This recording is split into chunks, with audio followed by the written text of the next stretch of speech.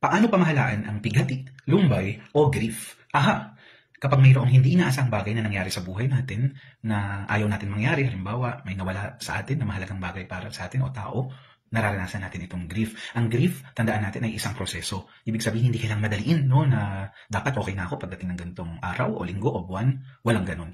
Ito ay isang proseso na kailangang daanan. Hindi kailangang madaliin. Okay lang umiyak, no? Tao lang tayo din, no? May emosyon tayo, naiiyak tayo, ilabas mo. Normal ito. Maaring magpahinga, no, kung kinakailangan. Tandaan na hindi ka nag-iisa. Maaring magkwento ka sa taong pinagkakatiwalaan mo para mailabas mo yung nararamdaman mo. Alagaan mo yung sarili mo, kumain ka, matulog ng sapat, at kung pwedeng mag-exercise, di ba? Maglaan ng oras para sa sarili mo at i-enjoy mo yon kung ano yung mga bagay na na-enjoy mong gawin.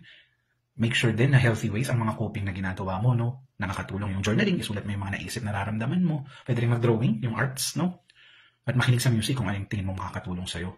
At tandaan din natin, no, na pagdating sa grief, medyo malabo yung moving on. Ang mas maliwanag, yung moving forward. Anong moving forward? Pag sinabing moving forward, nandyan yung grief, nandyan yung kalungkutan na yun, pero sa paglipas ng panahon, natatabihan mo na siya, kaya mo na siyang i-manage. Okay?